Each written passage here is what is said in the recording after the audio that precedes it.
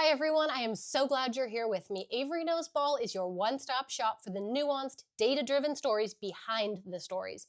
This league is full of rumors, data, and conversations, but I am here for you to sort through the masses of voices to give you what you need to know and equip you with the information to enjoy the games and dive even deeper as a fan.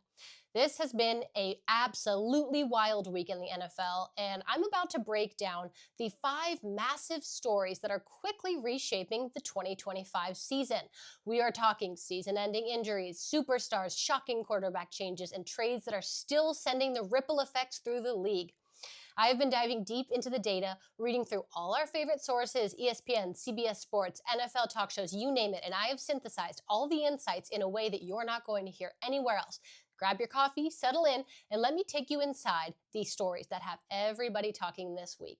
Let's start with the story that has 49ers fans absolutely heartbroken. Nick Bosa, the 2022 Defensive Player of the Year and the cornerstone of San Francisco's defense, is done for the season after tearing his ACL in Sunday's win over the Cardinals. Now, this is Bosa's second ACL tear in the same knee. He previously tore this right ACL as a high school senior, and then he suffered a left knee ACL tear in 2020. He faced double teams on nearly 30% of his snaps last year, so his presence really helped free up everybody else on that line.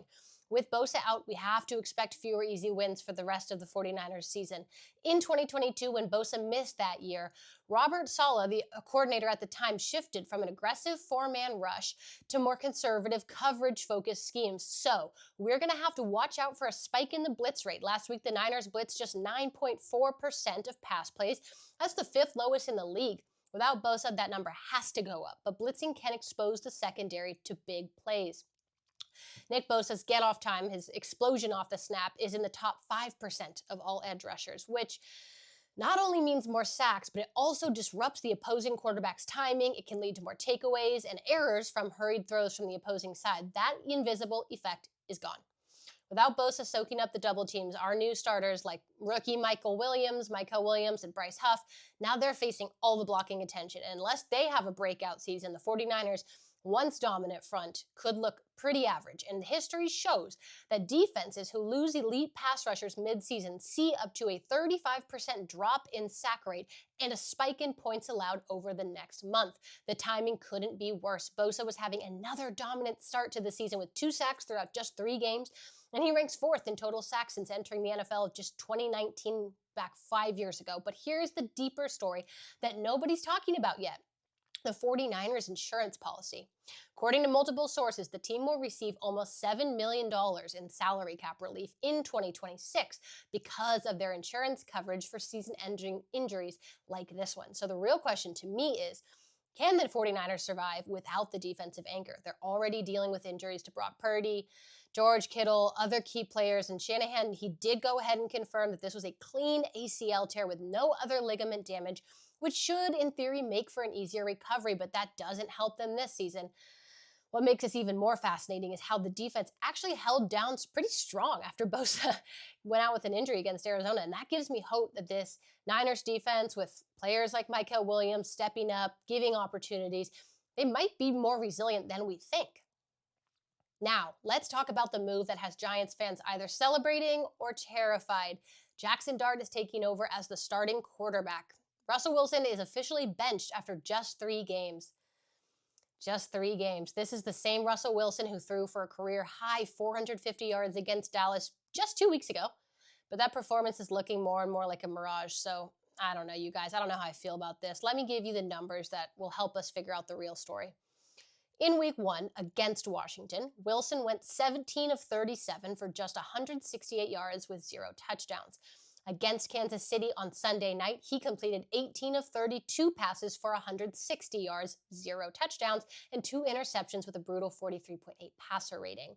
The Giants fans were literally chanting for Jaxson Dart by halftime. It's painful. Here's what makes this move so intriguing. Dart wasn't supposed to start this early. The 22-year-old rookie was drafted 25th overall after the Giants traded back into the first round. During the preseason, he threw 3 touchdowns with 0 interceptions across 3 games, and he had an impressive 68% completion rate. But here's the challenge. Dart's first start is against a Chargers defense that ranks 4th in points allowed and 8th in total defense. This exactly isn't an easy landing spot for a rookie making his first NFL start. I really don't know how to feel about this. The Giants coaching staff, apparently they debated waiting another week for an easier matchup. That would be against the Saints, but they decided to throw Dart into the fire immediately. His supporting cast includes rookie receiver Malik Neighbors, but they'll be without a running back Tyrone Tracy Jr. for 2 to 4 more weeks due to his shoulder injury. This is either going to be a baptism by fire that launches a promising career, or it could set back the young quarterback's development and face a lot of displeasure and discontentment among the team. I don't know, you guys. It feels like Russell Wilson deserves a little bit more respect than he's getting right now, but I'm not in the locker room with him every day, so what do I know? Moving on to the trade that's still sending shockwaves through the NFL, Micah Parsons moved from Dallas to Green Bay. This wasn't just any trade. The Cowboys sent their defensive superstar to the Packers in exchange for Kenny Clark and first-round picks in 2026 and 2027. Green Bay immediately made Parsons the highest-paid non-quarterback in NFL history. Jerry Jones, for the first time, explained this trade, and it's fascinating because it reveals so much about how NFL economics really work. Jones told CNBC this week that this decision was based on mathematics. He said you could potentially get 5 of the best athletes in the NFL for the cost of what we pay Micah. That's a direct quote. But here's the emotional storyline that's flying under the radar. Parsons returned to Dallas this Sunday night. When asked about potentially sacking his former teammate Dak Prescott, Parsons said, "It's going to be painful because that's my guy." What I didn't realize until this week, even me, is exactly how this trade came about. So really, there was a prolonged contract dispute dating all the way back to 2023. Parsons requested the trade shortly after training camp opened this summer, but instead of meeting his demands, Jerry Jones chose to trade him.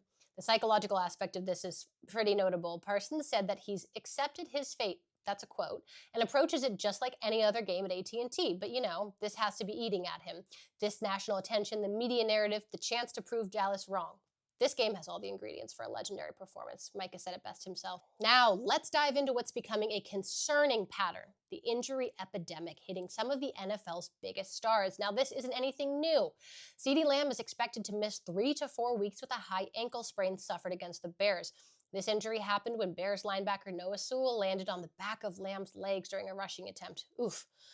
What makes this one particularly brutal to me is that Lamb had opened the season with back-to-back 100-yard games. Insane. And the ripple effect of this is that the Cowboys, once again, like I said, are facing Micah on the Packers. And this Saturday night, without their top offensive weapon, if I dare say that, it doesn't look like it's going to be pretty. So the Packers defense that just got significantly better with their new star pass rusher is going to have an even easier time. Over in Tampa Bay, Mike Evans is dealing with his own hamstring issues, expected to miss 3 to 4 weeks. And this is very troubling because Evans has battled hamstring problems throughout his career, missing, I think, 3 games in both 2019 and 2020 combined due to similar injuries. So the Buccaneers are now going to have to rely even more heavily on their rookie Egbuka, who now leads the team with 14 receptions for 181 yards and 3 touchdowns. But there's also that hope that Chris Godwin could return from ankle surgery this Sunday against the Eagles. That is in the cards. What's fascinating about these injuries, though, is the timing. We are only 3 weeks into the season, and we're already seeing the impact players going down. And to me, that it doesn't raise red flags, but it certainly raises eyebrows about training methods, field conditions, physical strength, training, stretching, all of the things that we should be making sure are absolutely correct for these top-of-the-line athletes. And it does make you wonder whether the physical demand of today's NFL is being met by the support that these players are getting by their training staff. You can't help but wonder. Over in Buffalo, Josh Allen is putting together one of the most remarkable stretches in NFL history. He's become the only player to record 31 touchdowns to just 1 interception over this 12-game span. So this streak, you guys, it starts at December 1st, 2024 through September 18th, 2025, and it surpasses legendary runs like Tom Brady, Aaron Rodgers, Jalen Hurts. He's beat that record. So what makes this streak so special is the versatility, you guys. He's had 19 passing touchdowns, 11 rushing touchdowns, and 1 receiving touchdown. Over this 12-game stretch, he's amassed 3,245 passing yards with a 115.3 passer rating. This isn't just a good quarterback. This is a historically elite performance. So do we think this will continue, or is this a lucky streak in the beginning of the season? And even more, what does this mean for the rest of the season? First, the 49ers championship window just got significantly smaller without Bosa. They're still talented enough to make the playoffs, but their margin for error is razor thin. The NFC West race just became much more interesting. And second, the Giants' decision to start Jaxson Dart could be the move that saves their season or sets them back even further. Rookie QBs, you guys, they are notoriously unpredictable, but sometimes fresh blood is exactly what a struggling team needs. Third, the Micah Parsons trade continues to reverberate throughout the league. Green Bay looks like a legitimate Super Bowl contender as of right now, while Dallas is betting that their mathematical approach to roster building will pay off long term. We'll see the ROI on that at the end of the year. Fourth, the injury epidemic is concerning and something that we as fans do need to be aware of. When your top players can't stay healthy, it affects not just the overall individual teams, but the quality of the product, and it does call into question the training staff supporting these athletes. And lastly, Josh Allen continues to cement his legacy as one of the most dynamic quarterbacks we have ever seen. If he maintains this level of play, I believe that we are witnessing something truly special in this lifetime. And that is all for today's deep dive. If you enjoyed this analysis, you got to make sure you're subscribed for more Insider NFL comments. Let me know what stories you found most interesting. What do you think is going to change the landscape most significantly? And I will be back later this week with some more analysis that you will not find anywhere else. In the meantime, stay healthy, stay safe. I can't wait to watch this weekend's games alongside you. Bye. Hey!